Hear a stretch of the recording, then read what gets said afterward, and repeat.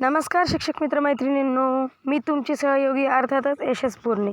तर आपण सध्या TIT teacher aptitude and intelligence test जी 2017ला झाली होती, शिक्षक पात्रता परीक्षा शिक्षक अभियोग्यता परीक्षा. तर त्याचे आपण जे काही पॅडागॉजीला येणारे प्रश्न किंवा शिक्षक मानसशास्त्राला येणारे प्रश्न, विद्यार्थी मानसशास्त्र, शिक्षक मानसशास्त्र याच्यावर कोणत्या पद्धतीने प्रश्न विचारले जातात ते आपण या एका व्हिडिओमध्ये बघणार आहोत.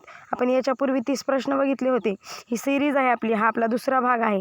कंटिन्यू आपण आता इथून पुढे रेग्युलर हे प्रश्न बघणार आहोत. कोणत्याही जर पूर्वपरीक्षेचा आराखडा घ्यायचा झाला आपल्याला, तर नेमके प्रश्न कशा पद्धतीचे विचारले गेले होते हे अत्यंत महत्त्वाचे आहे.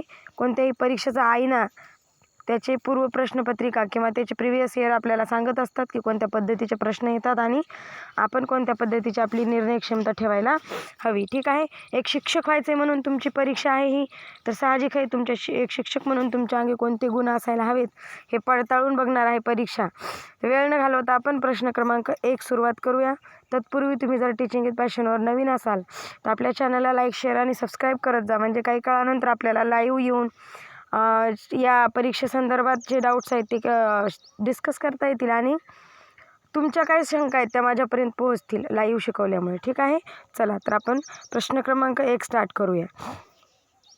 मूल्य शिक्षणाचा अर्थ, व्हॅल्यू एज्युकेशन स्टँड्स फॉर, म्हणजे मूल्य शिक्षणाचा अर्थ काय आहे? मूल्य शिक्षण तुम्हाला माहीत आहे विद्यार्थी मित्रांनो, कुठलं मूल्य शिक्षण आहे आपल्याला बऱ्याचशा आता जे काही क्लासेस आहेत किंवा आपली शाळा आहे, शाळेमध्ये आपल्या मूल्य शिक्षण दिलं जातं. म्हणजे प्रत्येकच वर्गामध्ये मूल्य शिक्षणाचं एक पुस्तक आहे की तुमच्या जबाबदाऱ्या काय असतील, नैतिकता कशी असेल, तुम्ही कोणत्या पद्धतीने जगाल, तुमचं आरोग्य कोणत्या पद्धतीने सांभाळाल, तुम्हाला समाजामध्ये राहत असताना कोणत्या पद्धतीने तुम्ही समाजाशी तुमची वर्तवणूक ठेवाल, या सगळ्या गोष्टींचा आराखडा घेण्यासाठी काय असते तर मूल्य शिक्षण असते. तर आता आपण बघूया मूल्य शिक्षणाचा नेमका अर्थ काय आहे. तर विद्यार्थ्यांस आरोग्य संपन्न करणे, त्यांना फक्त आरोग्य संपन्न करणे हा उद्देश आहे का त्याचा, किंवा 2 नंबरचा पर्याय विद्यार्थ्यांस काम मिळवावयास लावणे. विद्यार्थ्यांस काम मिळवावयास लावणे म्हणजे विद्यार्थ्यांना काय करायला लावणे, काम मिळवून देणे. ठीक आहे. सद्गुणजन बनवले म्हणजे काय तर सदुगण बनवले म्हणजे चांगल्या पद्धतीचे त्यांच्यामध्ये गुणवैशिष्ट्ये निर्माण करणे आणि त्यांना घडवणे. किंवा 4 नंबरचा पर्याय आहे व्यक्तिमत्वाचा चौफेर विकास. तर याचं उत्तर आहे शिक्षक मित्रमैत्रिणींनो, व्यक्तिमत्वाचा चौफेर विकास. जे व्यक्तिमत्व आहे all round development of a personality, एका व्यक्तीची पर्सनॅलिटी आहे त्याचं जे ऑल ओव्हर व्यक्तिमत्व आहे त्याचा विकास करणे सर्व बाजूने, म्हणजे हे त्याचं मेन वैशिष्ट्य आहे. त्यासाठी मूल्य शिक्षण दिल्या जातं. शाळेमध्ये सुद्धा मूल्य शिक्षण दिल्या जातं. प्रश्न क्रमांक 2 आहे सामान्यतः एक व्यक्ती मानसिक थकव्याच्या माध्यमातून अनुभवतो. जर एखादा व्यक्ती मानसिक मेंटल थकलेला असेल, मानसिक जर तो टायर्ड झालेला असेल, generally in state of mental fatigue a person can experience, तो कोणता अनुभव त्याला मिळतो किंवा काय फील करतो तो, तर एकतर मानसिक अशक्तपणा वाटतो. दुसरा पर्याय आहे लक्षात न राहणे. जेव्हा एखादा व्यक्ती आपण एखाद्या वेळेस किंवा एखादा व्यक्ती थकलेला असतो तेव्हा थकल्यानंतर त्याला बऱ्याचशा गोष्टी आठवणीत राहत नाहीत, विस्मरण होऊन जातं. त्याच्यानंतर आहे चिंता, म्हणजे चिंता वाटणे खूप मोठ्या प्रमाणावर, अनेक्झिटी येणे म्हणजे चिंता वाटणे, आणि वरील सर्व. तर याचं उत्तर आहे वरील सर्व. जे थकलेल्या व्यक्तीला या सर्व समस्या जाणवतात. ठीक आहे. पुढे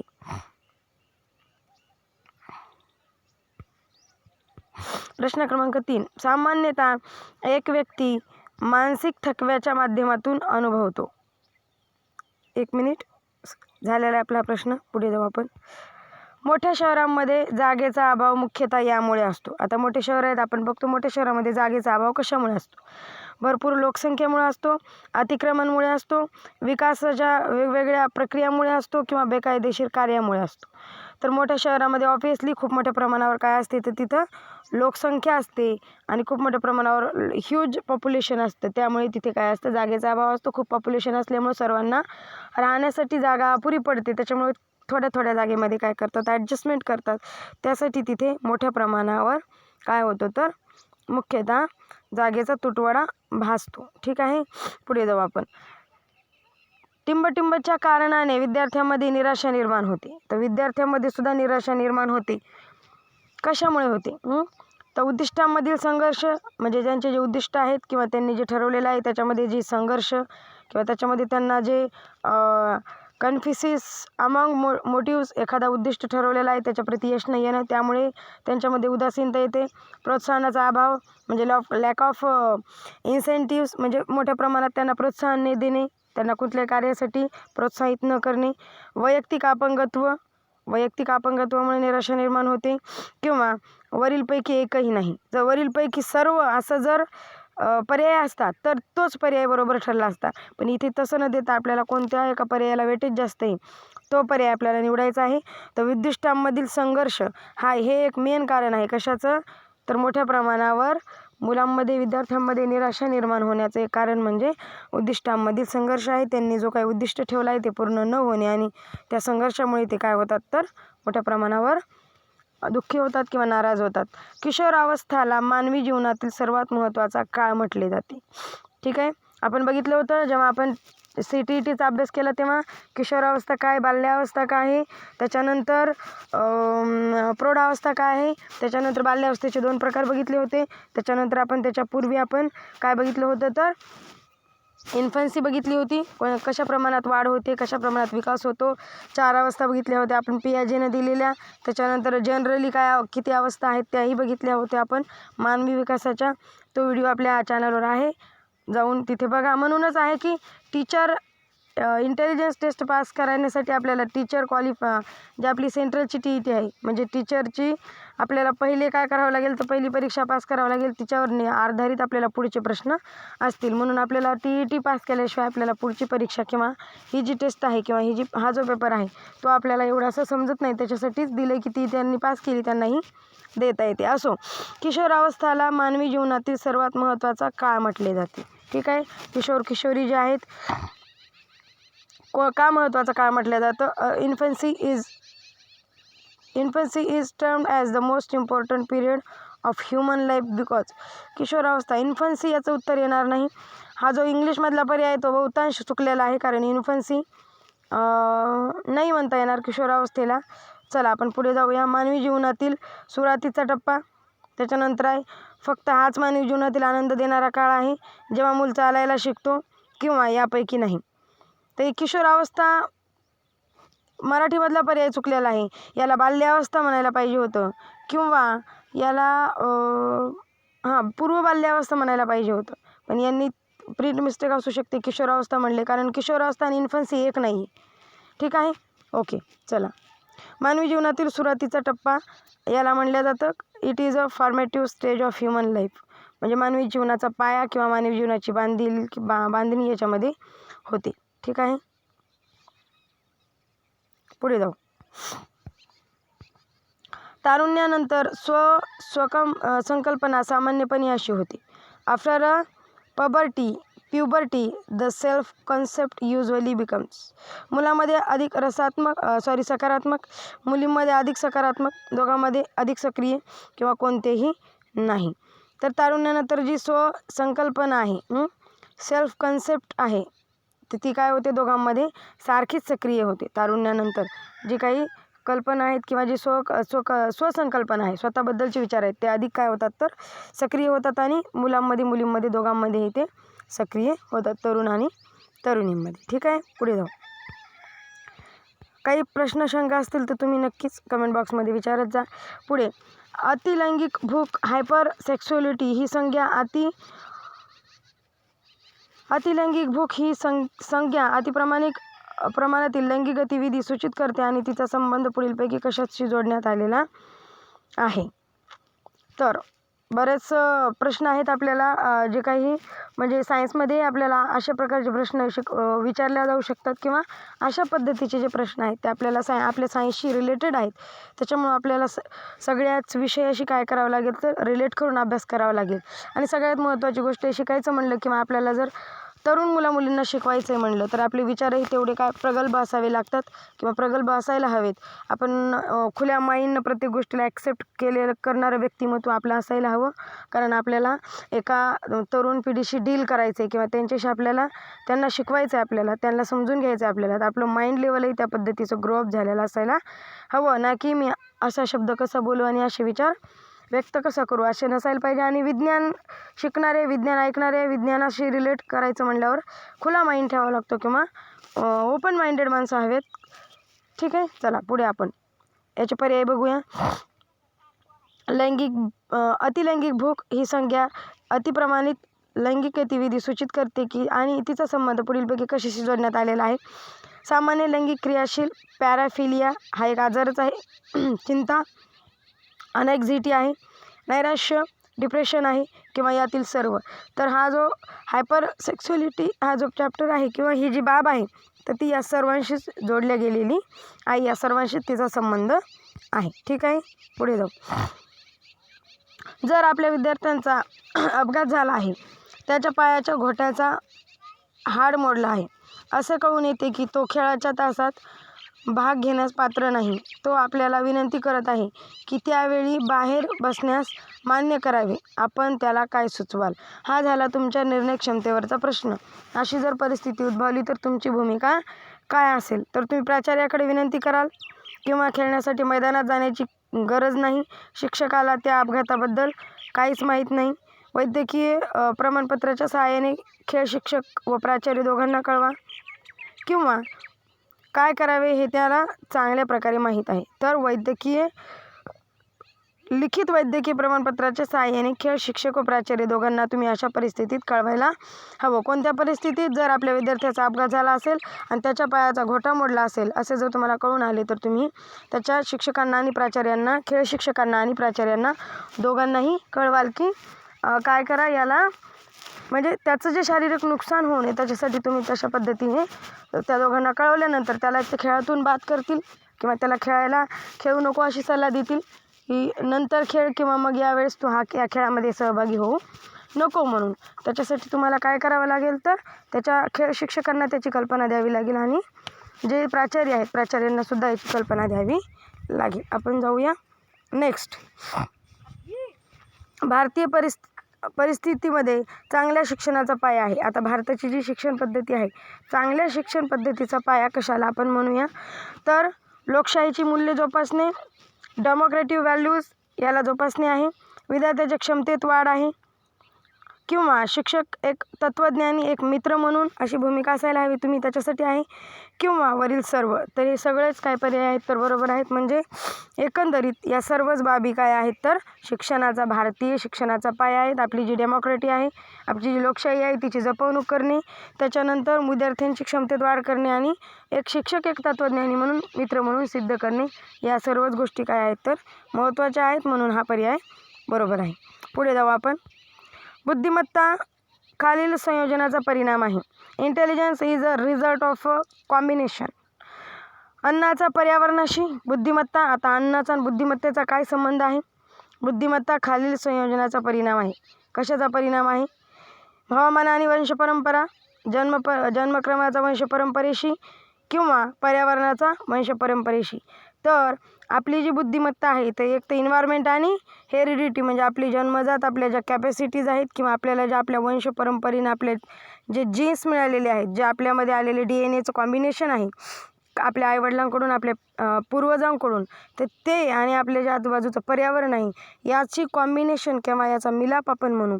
यामुळे एका व्यक्तीचं व्यक्तिमत्व आणि त्याची बुद्धी घडत असते. एखादा व्यक्ती जर खूप इंटेलिजन्स असेल, त्याची बुद्धिप्रणाली खूप चांगली असेल, जर तो त्याचे आईवडील खूप हुशार असतील आणि साहजिक आहे त्याचं माइंड लेवलही चांगलं असेल, त्यामुळे आनुवंशिकतेने जरी तो हुशार असेल आणि त्याला जर एका गुंडमवालीच्या वातावरणात ठेवलं किंवा त्याला जर एखाद्या चाळीमध्ये, गँगस्टर चाळीमध्ये ठेवलं आणि त्याचे मित्र सर्कल जर तसं असेल, पर्यावरण, साहजिक आहे तो गुंड होणार आणि तो आतंकवादी होईल एखादा खूप मोठा.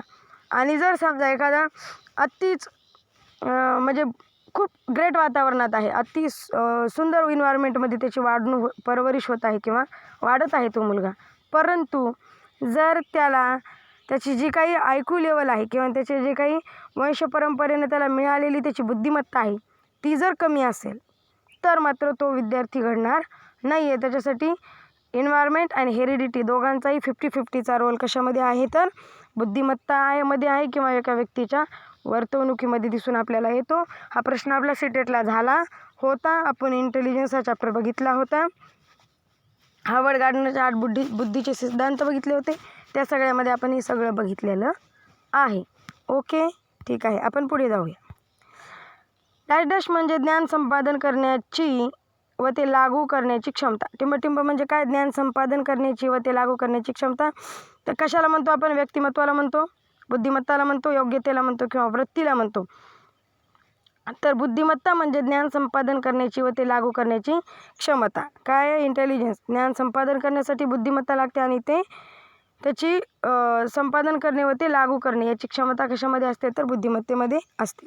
पर्याय क्रमांक 4. पुढे जाऊ आपण, फास्ट घेऊ थोडं. वर्गात प्रत्यक्ष प्रदर्शित करण्या अगोदर संगीत तालीम करणे का महत्त्वाचे आहे? म्हणजे वर्गात आपल्याला प्रेझेंटेशन द्यायचं असेल एखादं, आपण जर ऑन द स्पॉट ते प्रेझेंटेशन दिलं तर ते चुकू शकतं, पूर्वनियोजित असू शकत नाही, त्याच्यामधल्या काही बाबी मागे पुढे होऊ शकतात. त्याच्यासाठी पहिले त्याचं काय करणे? आपल्याला त्याची तालीम करणे. तुम्ही गॅदरिंगमध्ये बघितलं असेल, पहिल्यांदा एक रंगीत तालीम होते, म्हणजे ज्या युनिफॉर्मवर किंवा ज्या कोणत्या ड्रेसिंग स्टाईलवर तुम्हाला काय करायचं आहे? नृत्य करायचं आहे किंवा एखादं नाट्य प्रदर्शित करायचं आहे किंवा एखादं नाटक प्रदर्शित करायचं आहे, तर त्याची रंगीत तालीम आदल्या दिवशी केल्या जाते. दुसऱ्या दिवशी त्याची गॅदरिंग किंवा परफॉर्मन्स डायरेक्ट दिल्या जातात. असं नाही की डायरेक्ट जाणे आणि परफॉर्मन्स देणे, त्याच्यामध्ये अथांग चुका होऊ शकतात. त्याच्यासाठी काय करावं लागतं? तर रंगीत तालीम घ्यावी लागते. तर महत्त्वाचं काय आहे? त्याने शिक्षकामध्ये आत्मविश्वास निर्माण होतो. शिक्षकास प्रयोगादरम्यान वर्गात बऱ्याच अडचणीशी परिचय होतो. बघा, शिक्षकामध्ये आत्मविश्वास निर्माण होतो की ठीक आहे, एकदा जर आपण प्रॅक्टिस केली तर डबल आपल्याला ते काय होतं? सहज करायला, प्रेझेंटेशन करायला सोपं जातं. त्याने शिक्षकामध्ये आत्मविश्वास निर्माण होतो. त्याच्यानंतर शिक्षकास वर्गप्रयोगादरम्यान वर्गात बऱ्याच अडचणीशी परिचय होतो. म्हणजे काय चुका आहेत किंवा काय अडचणी आहेत, त्या अडचणी आपल्याला अगोदर कळतात, मग नंतर त्या सोडवता येतात किंवा त्याच्यावर मार्ग काढता येतो. शिक्षक एका परिपूर्ण पद्धतीने वर्गप्रयोग प्रदर्शित करते. त्याच्यानंतर आहे वरील सर्व. तर एका शिक्षकाला जर एखादा लेक्चर घ्यायचं असेल किंवा एखादा पाठ घ्यायचा असेल, तर त्याची जर त्याला रंगीत तालीम अगोदर केली किंवा एखाद्या विद्यार्थ्यांना जर एखादं नृत्य सादर करायचं असेल, त्याची रंगीत तालीम अगोदर केली, तर मग आपल्याला दुसऱ्या दिवशी तो परफॉर्मन्स व्यवस्थित देता येतो. म्हणून ही वरील सर्व याची काय आहे? तर पर्याय 4ही बरोबर आहेत. ठीक आहे, पुढे जाऊ. अब्राहम लिंकन टिंबटिंब या रोगापासून ग्रस्त होते. तर आपल्याला माहीत आहे अब्राहम लिंकन इतिहासातले खूप मोठे व्यक्तिमत्व आहे. तर ते एका रोगानं ग्रस्त होते. कोणता रोग होता त्यांना? वाचन अक्षमता होती किंवा म्हणजे डिस्लेक्सिया होता, वाचन अक्षमता, गंभीर वैद्यकीय उदासीनता होती, त्याला म्हणतो आपण सेव्हर क्लिनिकल डिप्रेशन, किंवा आक्रमकता, अग्रेसिव्हनेस, खूप रागीटपणा होता, किंवा स्मृतिभ्रंश होता. म्हणजे काय? डेमेंटिया म्हणजे स्मृतिभ्रंश, म्हणजे काय म्हणे? आठवण न राहणे, काही विसरून जाणे. तर यापैकी कोणता पर्याय बरोबर आहे? तर गंभीर वैद्यकीय उदासीनता हा त्यांचा आजार होता. कधी लक्षात ठेवा, जनरल नॉलेजसाठी सुद्धा हा प्रश्न महत्त्वाचा आहे की अब्राहम लिंकन यांना कोणत्या रोगापासून ते ग्रस्त होते? तर ते गंभीर वैद्यकीय उदासीनता त्यांच्यामध्ये होती. ठीक आहे, पुढे जाऊ आपण. आंतरवैयक्तिक बुद्धिमत्ता आहे टिंबटिंब आहे. बघा किती महत्त्वाचा प्रश्न आहे. आपण हार्वर्ड गार्डनरचे 8 बुद्धीचे प्रकार बघितले होते सीटेटसाठी झालेल्या आपल्या लेक्चरमध्ये, पाठीमागे जाऊन बघा, आपल्या प्लेलिस्टमध्ये अवेलेबल आहे. तर आंतरवैयक्तिक बुद्धिमत्ता काय आहे? इंट्रापर्सनल इंटेलिजन्स इज व्यक्तीच्या भावना, हेतू आणि इच्छाबद्दल जागरूकता.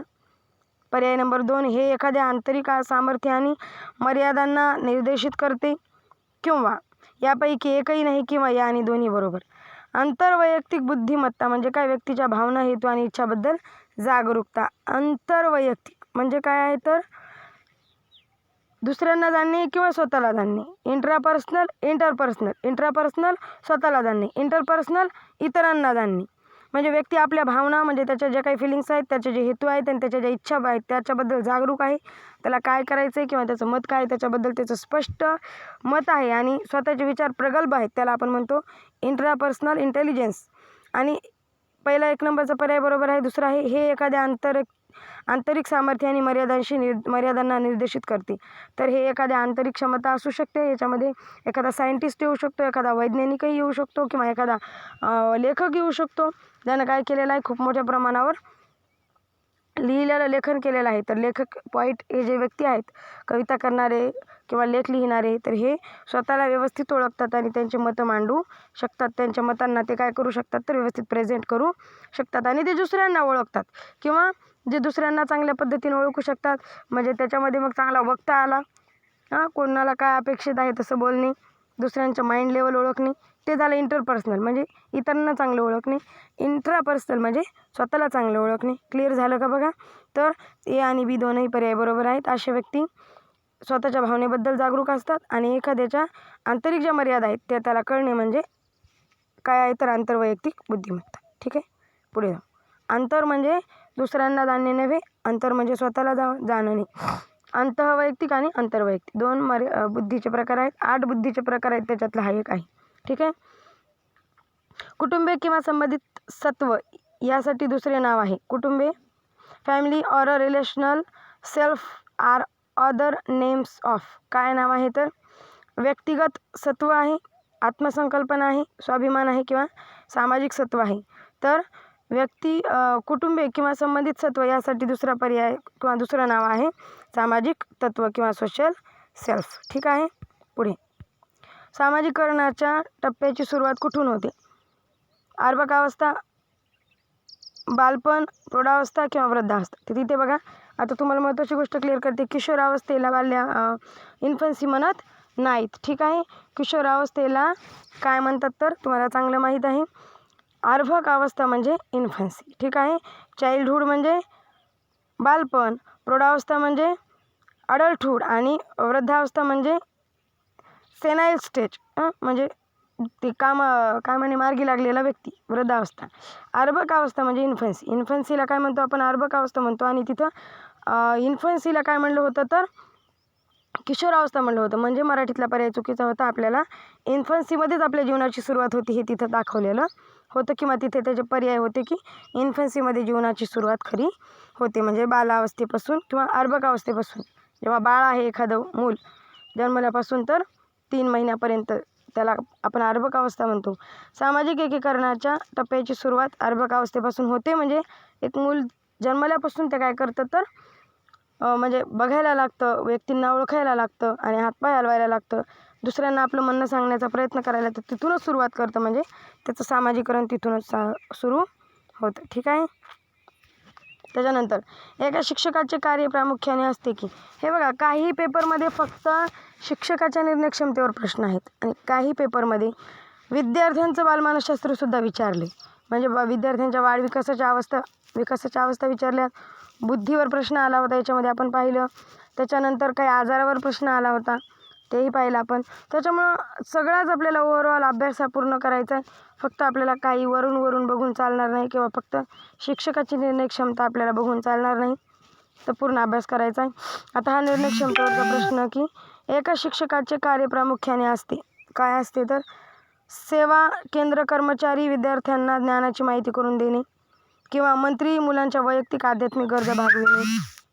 आपण ऑफ करूया, एरोप्लेन करूया, मोबाईल त्रास होणार नाही.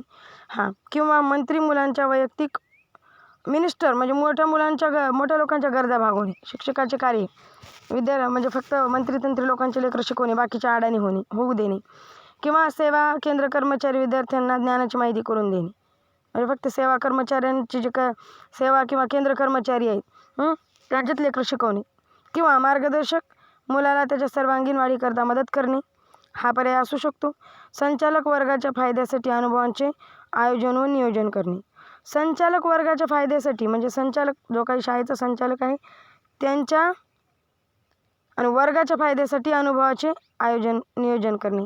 हे काही नाही, शिक्षकाचं मेन कार्य आहे मार्गदर्शन करणे, मुलाला सर्वांगीण घडवणे. पर्याय क्रमांक 3 याचं उत्तर बरोबर आहे. ठीक आहे. भावनात्मक प्रतिसादासोबत इतरांच्या भावनांवर प्रतिक्रिया देणे.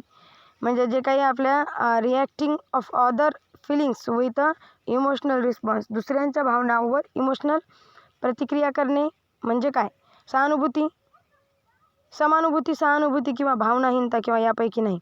तर ठीक आहे, याचं तुम्हाला माहिती आहे, भावनात्मक प्रतिसादासोबत इतरांच्या भावनांवर प्रतिक्रिया देणे म्हणजे काय, तर सहानुभूती.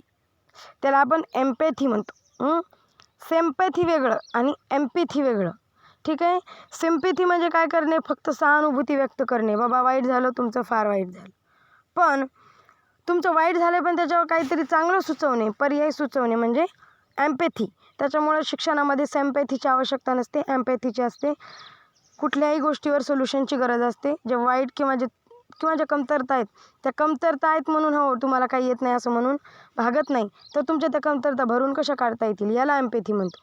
सिम्पॅथी नको आहे, फक्त दया नको, काय करा तर उपाय सुचवा म्हणजे एम्पॅथी. ठीक आहे. पर्याय क्रमांक याचं समानुभूती म्हणजे 1 नंबरचं पर्याय उत्तर याचं आहे.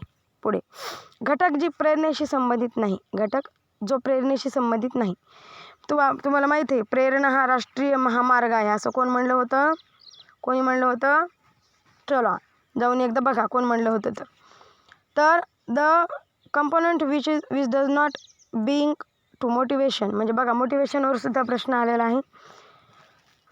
मोटिवेशन काय आहे तर राष्ट्रीय महामार्ग आहे. ठीक आहे. असं म्हणलं होतं कोण, स्किनरनं. ठीक आहे. पुढे जाऊ आपण.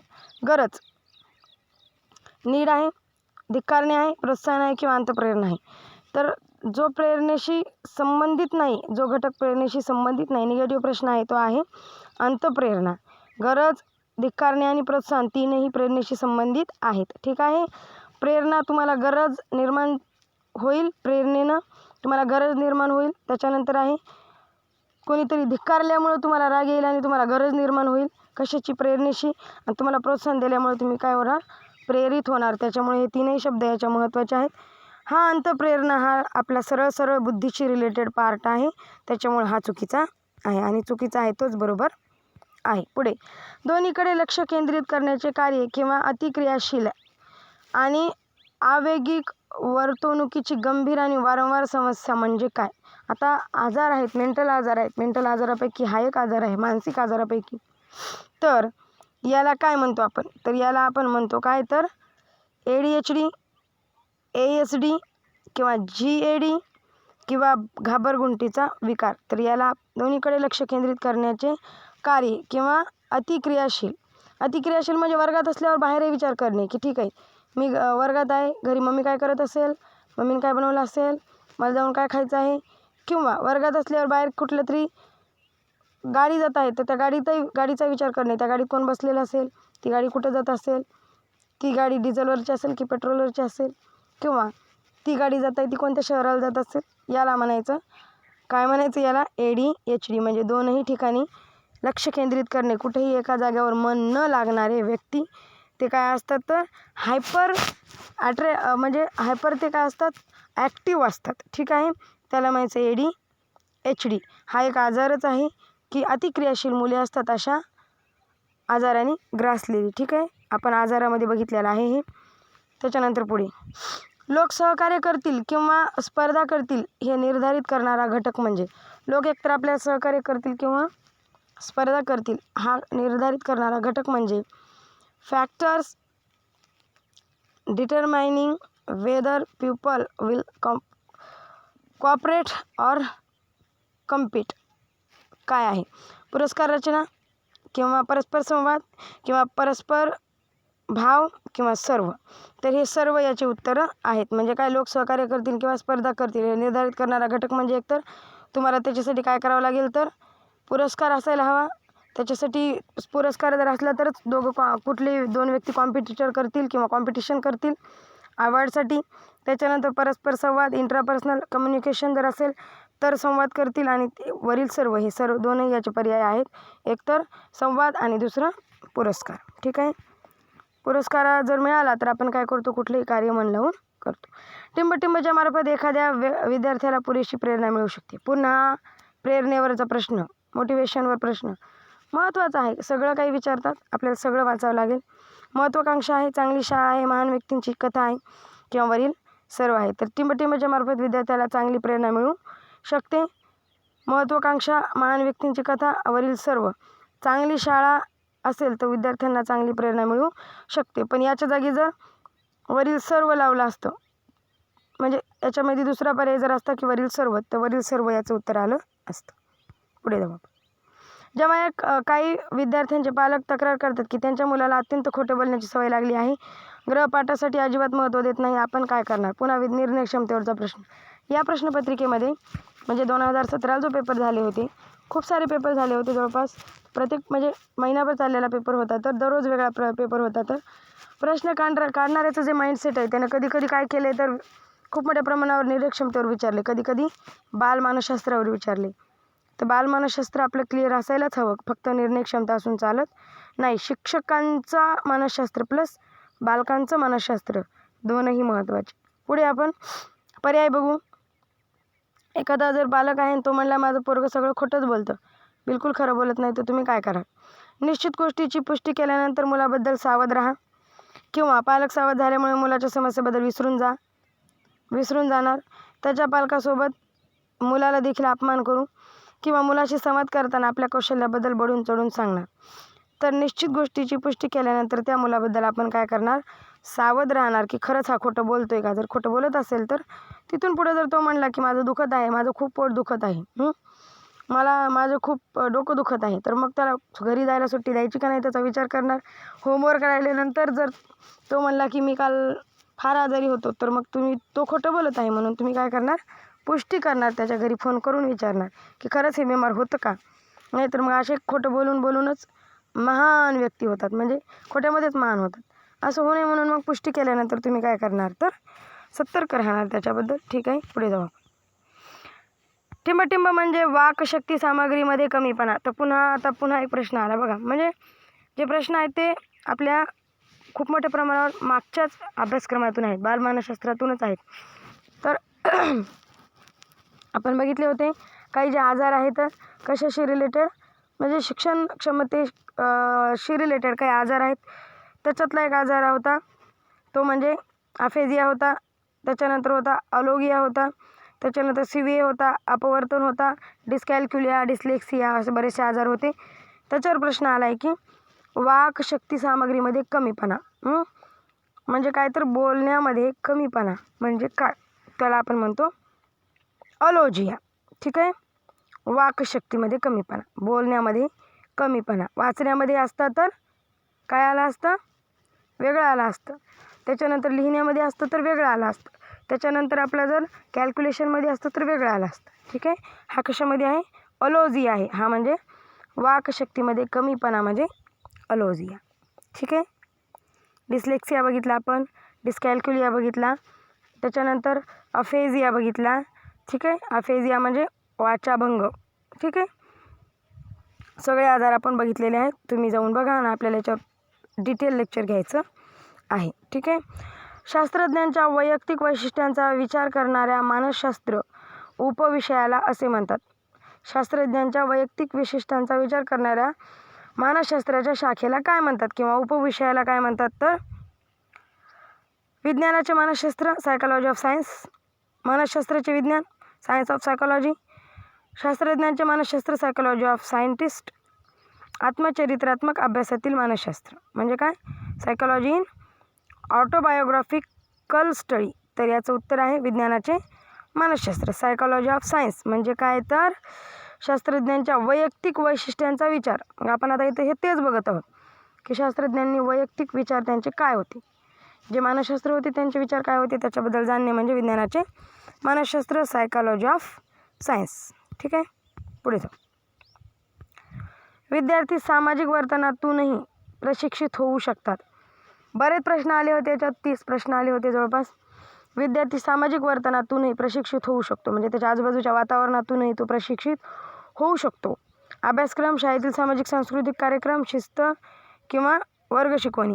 शाळेतील सामाजिक सांस्कृतिक कार्यक्रम याच्यातून विद्यार्थी काय करू शकतो? सामाजिक वर्तनातूनही प्रशिक्षित होऊ शकतो. पुढे, जेव्हा रुग्णाला गुदगुदणे किंवा जळणे किंवा शरीरावर किडा चालत आहे अशा प्रकारच्या संवेदना होतात त्याला काय म्हणतात? काही असेही म्हणजे लोक आहेत त्यांना कायम शरीरावर काहीतरी चालत आहे किंवा गुदगुदत आहे म्हणजे काहीतरी असा भास होतो किंवा शरीरावर किडा चालत आहे, तर अशा रुग्णाला नेमकं काय म्हणतात? ठीक आहे, तर घ्राणेंद्रियाचा अभाव म्हणतात, किंवा स्पर्शयोग आभास म्हणतात, किंवा श्रवण आभास म्हणतात, किंवा दृश्य आभास म्हणतात. तर आता दृश्य आभास आणि श्रवण आभास तर हे तर याच्यामध्ये येऊ शकत नाही आहे. किंवा दृश्य म्हणजे बघण्याशी रिलेटेड येईल, श्रव्य म्हणजे ऐकण्याशी रिलेटेड येईल, स्पर्शयोग अभ्यास येईल याच्यामध्ये. काय स्पर्शयोग आभास म्हणजे काहीतरी त्याला भास झाल्यासारखं कायम वाटतं. स्पर्शयोग आभास म्हणजे स्पर्शाचा त्याला काय होतो तर भास होतो. ठीक आहे. काही जरी अंगावर चालत नसेल तर त्याला भासते की काहीतरी माझ्या अंगावर चालत आहे. डॅश डॅशने प्रभावित आहे. Teaching is being affected by. शिक्षण कशाने प्रभावित आहे? वर्ग, शाळा, समाज आणि वरील सर्व. शिक्षण हे वर्गाने प्रभावित आहे, शाळेने प्रभावित आहे, समाजाने प्रभावित आहे, म्हणजे वरील सर्व. याचं उत्तर येईल वरील सर्व. पर्याय क्रमांक 4. शिक्षणामध्ये शाळेचाही रोल आहे, वर्गाचाही रोल आहे आणि समाजाचाही रोल आहे. पुढे जाऊ आपण. खालील अटीनुसार व्याख्यान सर्वात योग्य आहे. खालील अटीनुसार व्याख्यान पद्धत सर्वात योग्य आहे. शिकवण्याच्या पद्धती, व्याख्यान पद्धती, प्रायोगिक पद्धती, वेगवेगळ्या पद्धती आपण बघितलेल्या आहेत किंवा बघू आपण. त्या पद्धतीमध्ये सगळ्यात महत्त्वाचं आहे की सर्वात योग्य आहे. टिंबच्या अटीनुसार व्याख्यान पद्धती योग्य आहे. जेव्हा शिक्षक एखादे नवीन व अवघड विषय सुरू करतात तेव्हा व्याख्यान आवश्यक आहे. जेव्हा एखादे शिक्षक सिद्धांतिक पैलू समजावून सांगतात तेव्हा व्याख्यान महत्त्वाचं आहे. किंवा जेव्हा एखादे शिक्षक एका प्रात्यक्षिकाबद्दल समजावून सांगतात. प्रात्यक्षिकाबद्दल समजून सांगताना प्रात्यक्षिक दाखवावं लागेल. ठीक आहे. प्रेझेंटेशन दाखवावं लागेल किंवा व्हाईट बोर्डवर, ब्लॅकबोर्डवर ती आकृती ड्रॉ करून दाखवावं लागेल. त्याला प्रात्यक्षिक म्हणू आपण. त्याच्यानंतर जेव्हा एखादे शिक्षक सैद्धांतिक पैलू समजावून सांगतात तेव्हाही व्याख्यान द्यावं लागेल, समजून सांगावं लागेल. किंवा जेव्हा एखादे शिक्षक एखादा नवीन विषय सुरू करतात तेव्हा त्याच्याबद्दल सुरुवात करणे किंवा त्याच्याबद्दल एक प्रास्ताविकता करणे, त्याच्यासाठी व्याख्यान जरुरी आहे. तर वरील सर्व पर्यायासाठी व्याख्यान पद्धत काय आहे तर योग्य आहे. ठीक आहे. हे होतं आपला पर्याय क्रमांक 4 आणि ही होती आपली एक प्रश्नपत्रिका. त्याच्यामध्ये होते आपले 30 प्रश्न. या प्रश्नांबद्दल तुमचे काय प्रश्न आहेत नक्की कमेंटमध्ये कळवा आणि चॅनलला सबस्क्राईब करत जा, म्हणजे आपल्याला जे काही अभ्यासपूर्ण व्हिडिओ आहेत तुमच्यापर्यंत लवकरात लवकर पोहोचण्याचं कार्य आपलं जे आहे ते नितांतिक आणि निष्ठेनं चालू राहील. तुमची साथ त्याच्यामध्ये अत्यंत महत्त्वाची आहे. तुम्हाला जर पद्धती आवडत असेल, शिकवून आवडत असेल तर नक्की लाईक करत जा. नसेल आवडत तर नका करत जाऊ. सबस्क्राईबही करायचं. तुम्हाला जर शिकवण्याची पद्धत शिकवून आवडत असेल, काही महत्त्वपूर्ण वाटत असेल तर सबस्क्राईब आणि लाईक करत जा. नसता नका करत जाऊ. ठीक आहे. सध्या थांबू आपण. जय हिंद.